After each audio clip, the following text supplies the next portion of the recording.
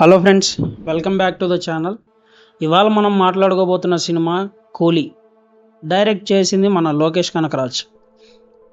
మరి first of all cinema చూశాక నా ఒపీనియన్ ఏంటంటే, సినిమా అయితే ఓకే, ఓవరాల్గా చెప్పాలని అంటే కొంచెం డిసప్పాయింట్ చేసిందని అంటాను భయ్య.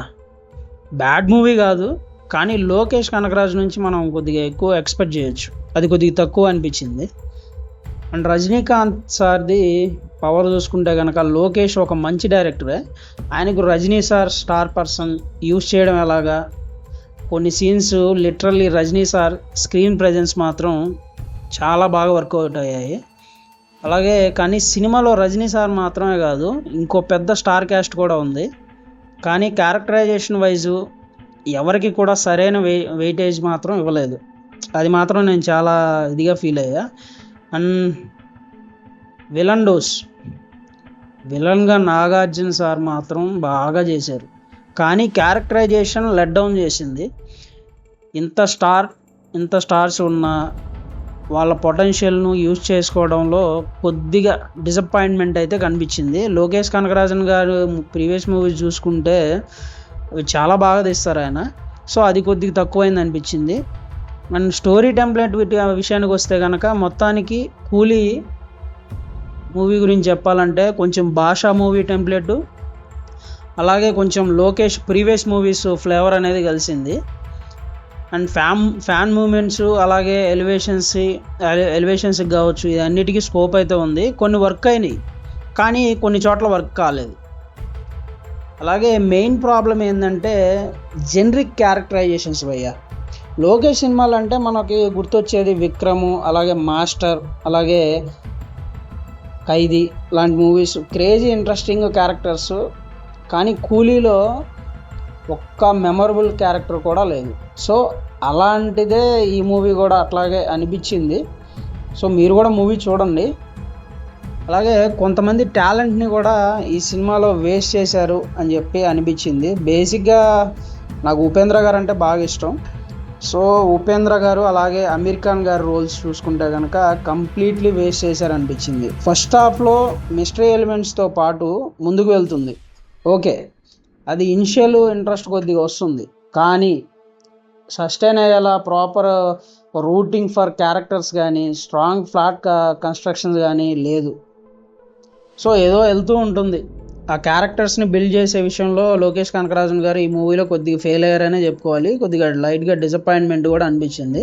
అండ్ హైలైట్స్ విషయానికి వస్తే కనుక ఫస్ట్ హాఫ్ ప్రీ ఇంటర్వెల్ అలాగే ఇంటర్వెల్ పోర్షన్స్ వచ్చేసి రజనీ సారు మాత్రం చింపేశారు. అలాగే నాగ్ సార్ చామ్ మాత్రం సూపర్, ఆయన విలన్ రోల్లో అరిపించేశారు. అలాగే అనిరుద్ బీజిఎం సూపర్గా కొట్టాడండి. అనిరుద్ బీజిఎం మాత్రం ఇవన్నీ లోకేష్ మార్క్ అనిపించాయి. And second half strong characterisations లేకపోవడం వల్ల స్పష్టంగా కనిపిస్తుంది.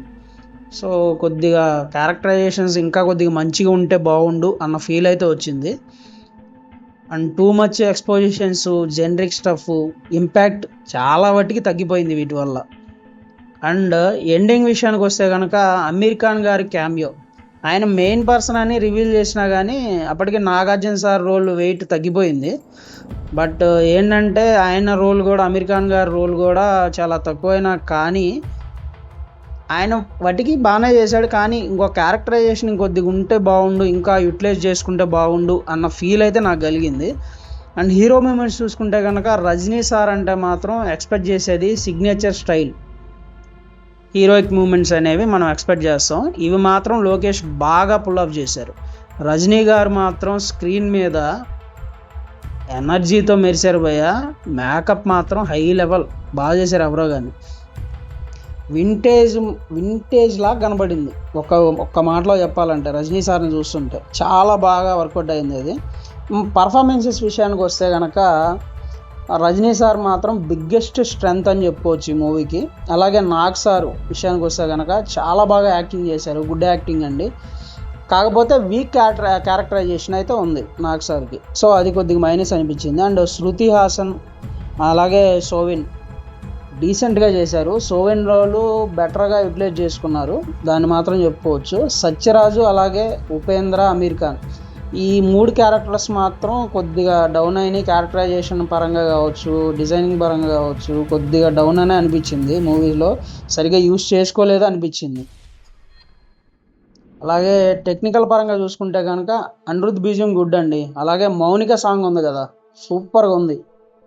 ప్లేస్మెంట్ మాత్రం వీక్గా ఉంది. అంటే ఆ వచ్చే ప్లేస్మెంట్, సాంగ్ ప్లేస్మెంట్ మాత్రం కొద్దిగా వీక్గా ఉంది. సినిమాటోగ్రఫీ కావచ్చు, అలాగే editing, production design, VFX top నాచ్గా ఉన్నాయి, చాలా బాగా ఉన్నాయి.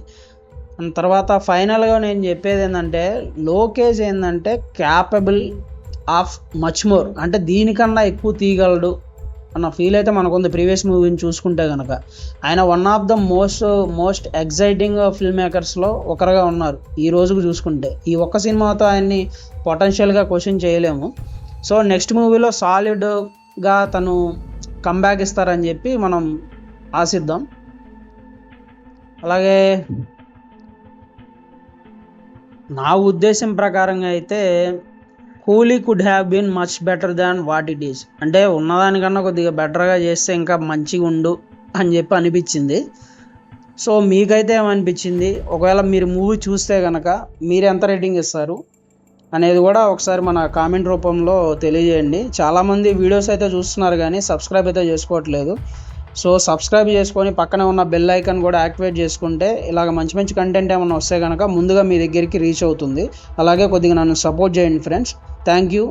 ఇది ఈరోజు వీడియో. Thank you. మరి ఇంకో ఇంట్రెస్టింగ్ వీడియోలో మళ్ళీ కలుసుకుందాం. Thank you so much.